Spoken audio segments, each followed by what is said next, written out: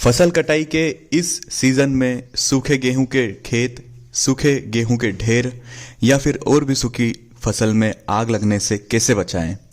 तो मेरे किसान भाइयों, जैसे आप सभी को पता है कि हर साल अलग अलग गांव शहरों में गेहूं या कोई भी सूखी फसल में आग लगने की खतरा होता है और अग्निशमन सेवा विभागों को उन आग पर काबू पाने के लिए बुलाया भी जाता है।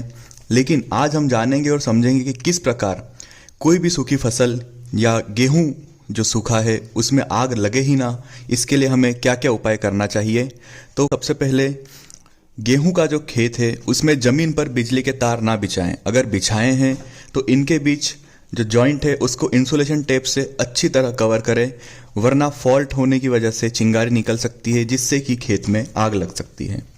इसके अलावा सूखे फसल के ढेर या सूखे गेहूं का ढेर जो है उसको बिजली उपकरण जैसे बिजली का मीटर, ट्रांसफार्मर, बिजली का खंभा, मोटर पंप स्टार्टर आदि से दूर रखें, क्योंकि इनमें फॉल्ट होने की वजह से या चिंगारी या गर्मी की वजह से गेहूं या फिर अन्य सूखी फसल में आग लग सकती है।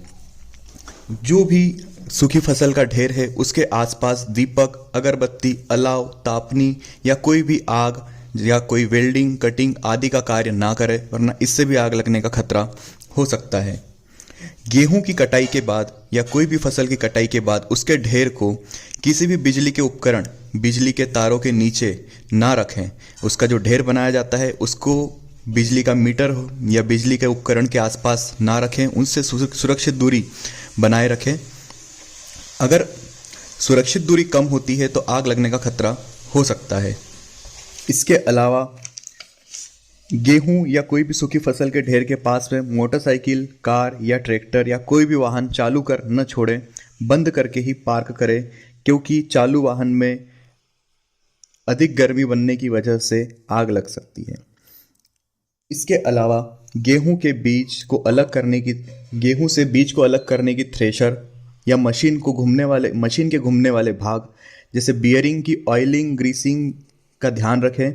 यदि बियरिंग या घूमने वाले भागों का तापमान बढ़ता है तो इससे भी आग लगने का खतरा बढ़ सकता है। इसके अलावा थ्रेसर आदि में सूखी फसल या सूखे गेहूं के साथ कोई लोहे की रॉड या लोहे का टुकड़ा या छड़ी या कोई अन्य धातु का टुकड़ा गेहूं के साथ अंदर ना जाए, इस बात का भी ध्यान रखें, वरना यह लोहा थ्रेसर को अंदर से खराब कर चिंगारी बना सकता है जिससे आग लगने का खतरा बढ़ सकता है। कोई भी फसल किसी भी किसान की अथक मेहनत का परिणाम होती है। वह साल भर मेहनत करता है, अतः जानबूझकर कभी भी किसी की खड़ी या सूखी फसल या फसल के ढेर में आग ना लगाएं। यदि आसपास किसी दूसरे व्यक्ति के खेत में फसल खड़ी हो या उसके खेत में फसल का ढेर हो तो अपने खाली खेत में आग या पराली ना जलाएं।